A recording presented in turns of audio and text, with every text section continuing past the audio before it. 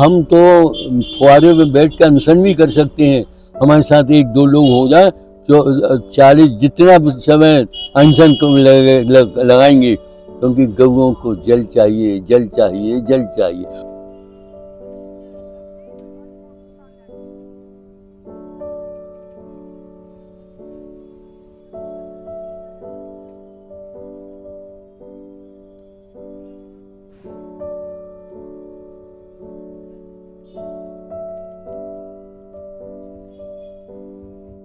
No news only views. दर्शकों, हमारे साथ हैं शाकाहार क्रांति के एक ऐसे योद्धा जो कि 94 वर्ष की आयु में भी न सिर्फ सक्रिय हैं बल्कि समाज को एक दिशा देना चाहते हैं। दादा सुरेश चंद्र जैन जी, हम आपका स्वागत करते हैं। और जिस तरीके से आज भारत में गौ हत्या की बात आती है, हम सभी गाय को माँ बोलते हैं, गाय की पूजा करते हैं और गाय की सुरक्षा के लिए हम लापरवाह हैं। ठीक बात। गौ हमारा धन है, गौ माता हमारी धन है। और दुनिया में सबसे पहले एक ही माँ हुई है जो अपने बच्चे को बचाने के लिए शेर से अपनी जान दे डालती है, शेर को अपनी जान दे डालती है। बच्चे को बचाना है, ये दुनिया में इससे बड़ा बाल प्रेम दुनिया में कहीं नहीं मिला जो गौ माता से मिला। एक बात, जीवन हमारा जो है गौ माता के स्वास्थ्य वो तृण खाती है और ऋण वो गौ माता तृण खाती है और ऋण हमको देती है। ऋण ये है कि हमारा स्वास्थ्य शरीर है, जब तक हमारा जीवन है तब तक गौ माता की छाया है। और दुनिया में गऊ ही एक ऐसे प्राणी है जो दुनिया की रक्षा करता है। मध्य प्रदेश शासन ने हमने सबसे पहले मध्य प्रदेश शासन से गौ हत्या, उनकी वंशजों की हत्या, उनकी निकासी बंद कराई थी। उसके बाद यूपी सरकार ने के बंद हुए। और तीसरी सबसे बड़ी जबरदस्त काम राजस्थान सरकार ने किया, गौ हत्या, उनकी वंशजों की हत्या, उनकी निकासी। सारे देश में गौ की हत्या बंद होना चाहिए, उनके वंशजों की निकासी बंद होना चाहिए। गौ हत्या के साथ साथ उनकी वंशजों की निकासी होना चाहिए, तब यह देश या धरती फलेगी फूलेगी। धरती गौ, ये धरती खून नहीं पीती, शाकाहारी है। ये धरती खून नहीं पीती, शाकाहारी है। और इसलिए इस धरती ने हमको गौ एक माता दी है, जिसके कारण हमारे सारे जीवन का प्राणों की रक्षा हो रही है। गौ माता से ही हमारे जनजीवन का प्राणों की से रक्षा हो रही है। बचपन से लेकर 90 वर्ष तक, 100 वर्ष तक गौ माता को हम नमन करते हैं, उसको उसका दूध पीते हैं, उसके प्राणों की रक्षा कामना करते हैं। भारत सरकार से यही निवेदन है कि गौ हत्या, उनकी वंशजों की हत्या, उनकी निकासी बंद हो। लगभग 50,000 गौ वंशों की हत्या होती है। वो किस लिए होती है? डॉक्टर उनको अनफिट कर देता है, डॉक्टर का लोभ जागता है और इसलिए उनकी हत्या होती है। इसलिए प्रभु से कामना है कि भारत सरकार की एक ही काम करे, गौ हत्या, उनकी वंशों की हत्या, उनकी निकासी।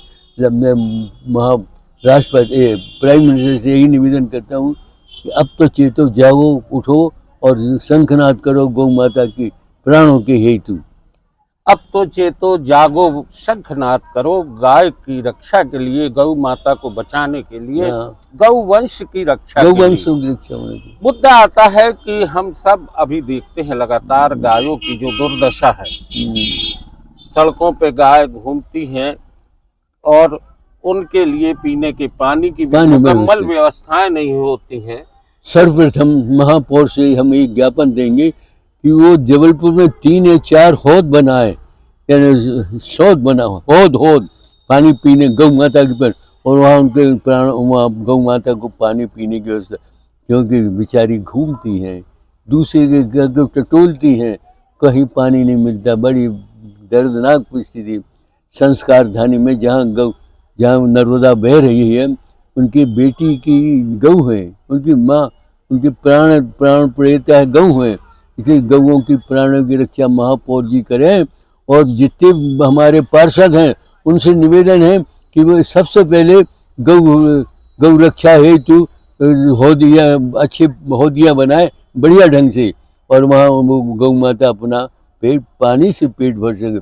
हम रोटी नहीं दे सकते तो पानी तो दे सकते हैं, उनको पानी तो पिला सकते हैं। इसलिए गौ माता की रक्षा के लिए हम संकल्प है।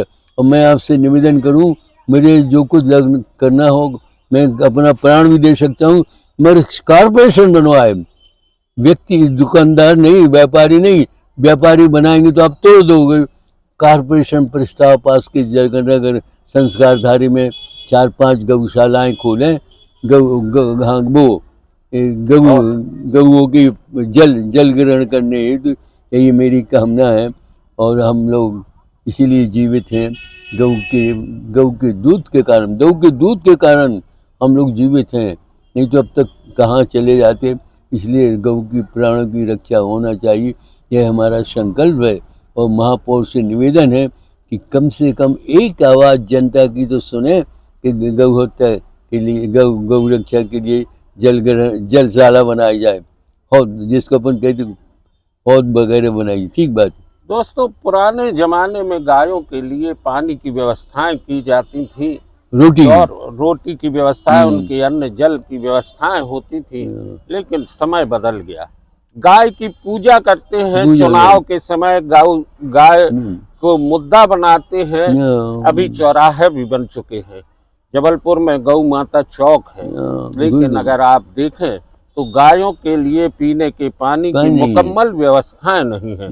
और दादा सुरेश चंद्र जी ने जिस बात को कहा है कि शहर में ऐसे स्थान तय करे नगर निगम जहां पर कि गायों को पानी की व्यवस्था हो सके, और वो लगातार संघर्ष करने के लिए तैयार है।